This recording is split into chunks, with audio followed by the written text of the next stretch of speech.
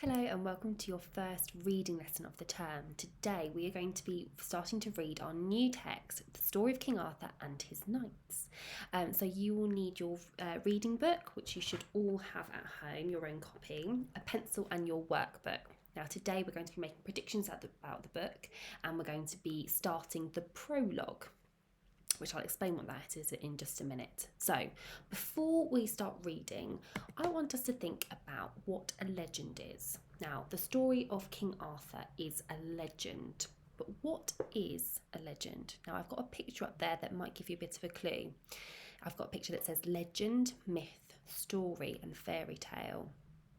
So use that to help you. What could a legend be? Well done if you already know. A legend is a traditional story regarded as historical, but it's not entirely factual. And it's usually got somebody that is historical in it that we consider to be true. So King Arthur, we do think that Arthur was a real person. And Robin Hood, for example, that is a legend. Robin Hood, we do think he was a real person, but the stories that are that we know about him might not be 100% true. Okay, so that's what a legend is. So the first thing we're going to do is I'm going to give you 5 words, okay, from the book. And I want you to make a prediction based on those 5 words. So these are your 5 words: wizard, miracle, king, sword, kingdom. Okay, those are 5 words from the book. I want you now to pause the video and write a sentence predicting what you think this story might be about. And if you need a bit of help, there is a clue at the end. It says, the word makes me think that in the story, this will happen. Okay, pause the video now, write down a sentence or 2, and then press play when you're ready to continue. Okay, now let's move on and have a look at the front cover. Now, I want you to just have a think about what you can see and what guesses we can make about the story.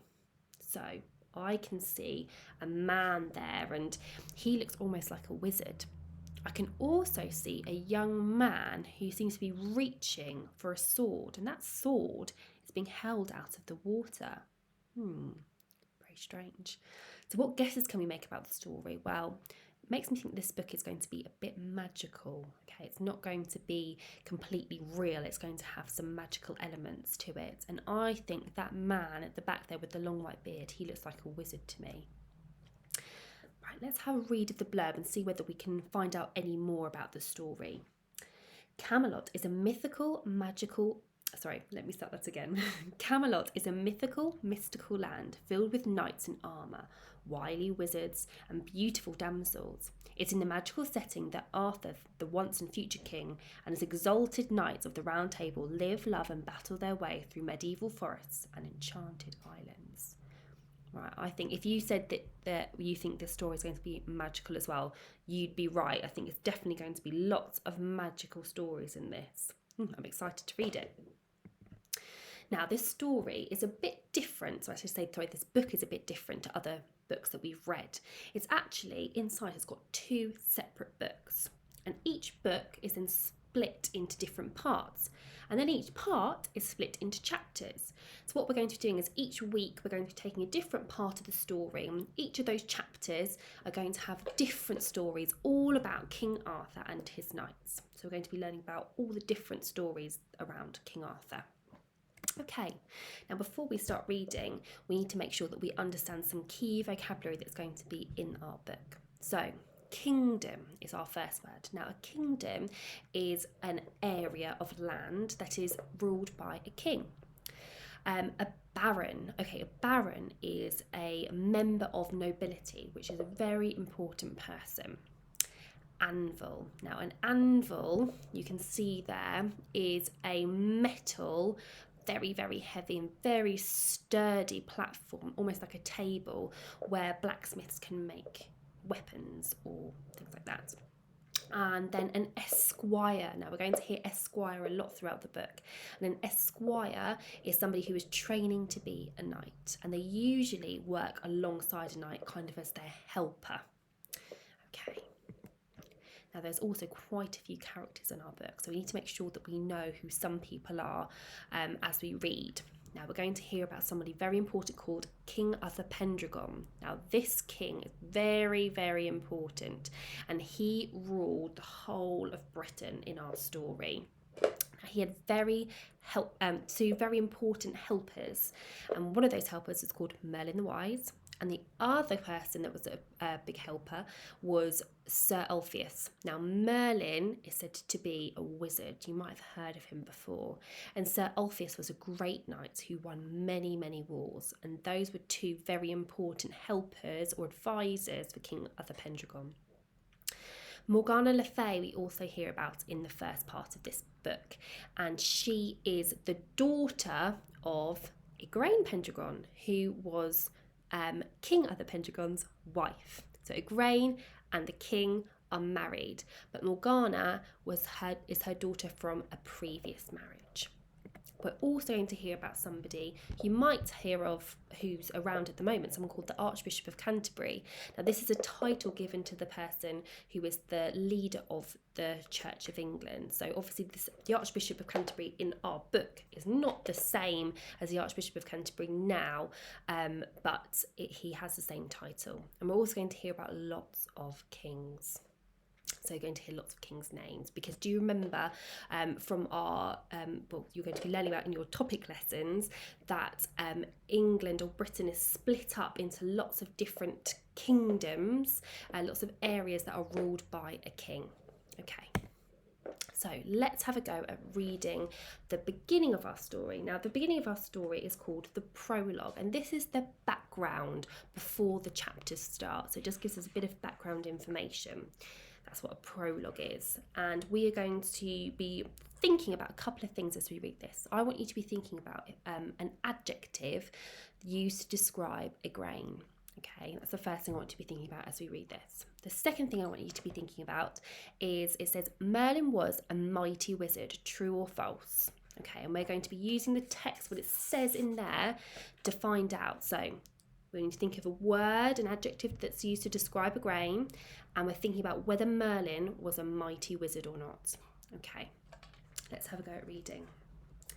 In ancient days, there lived a king named Uther Pendragon who ruled over all of Britain. In beating his enemies, Uther Pendragon relied strongly on two men in his court. One, Merlin the Wise, was a powerful wizard who was able to see the future. The other, Sir Ulfius, was a noble knight who led many great wars. King Uther Pendragon's wife, the gentle Igraine, had two daughters from another marriage.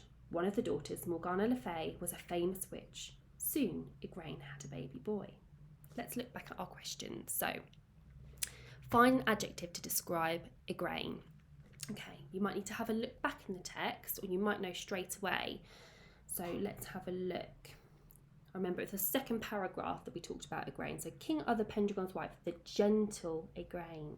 Well done if you got that right. Gentle is the word to describe Igraine. The second thing we were thinking about was whether Merlin was a mighty wizard. Now, when it describes Merlin, it says, Merlin the Wise was a powerful wizard who was able to see the future. Do you think that means that he's mighty? It is, yeah. He's definitely a mighty wizard. Fantastic. Well done. Okay, let's read the next page. And when we're reading this, I want you to be thinking about, did Uther Pendragon trust Merlin? And I want you to be thinking about how you know that, okay? So, did Uther Pendragon trust Merlin? And how do you know? When Merlin came to meet the child, he stood over the baby's cradle and shut his eyes. Lord, he told Uther Pendragon, I am sorry to tell you that I see bad things in your future. You will soon become sick with a fever and die. I see your kingdom falling into great confusion. Your baby's life will be in great danger from enemies that would try to take what is rightfully his. I beg you, let Ulfius and me take the baby away. We will hide him in a safe place until he is grown. Uther Pendragon had great faith both in Merlin's advice and in the gifts he thought his son would someday bring to the world. And so he let Merlin and Ulfius take the child and hide him. Shortly after that, Uther Pendragon did become sick and die. Just as Merlin had seen, the kingdom fell into a state of confusion. 1,000 lesser kings wanted to rule. 1,000 other knights and barons hid by the sides of highways. from there they attacked and robbed helpless travellers. Okay, so we've got to the end of page 2 there. Now, our question was, did other Pendragon trust Merlin? Now, have a look back. You might need to read part of it again or scan the text to find the answer. Did other Pendragon trust Merlin, and how do you know? What evidence have you got in the text? Pause this video and have a think and a read back at the text. Press play when you're ready to continue. Okay, so in the text it says, other Pendragon had great faith in Merlin's advice and in the gifts he thought his son would someday bring to the world. So, yes, he did trust Merlin, and we know that because he took Merlin's advice, didn't he? He let them take Merlin away. He let them take Arthur away. So, yes, he did trust him. Okay, we're going to stop there today. That's the end of our lesson, and tomorrow we're going to read the rest of the prologue. Well done today, and I'll see you next time.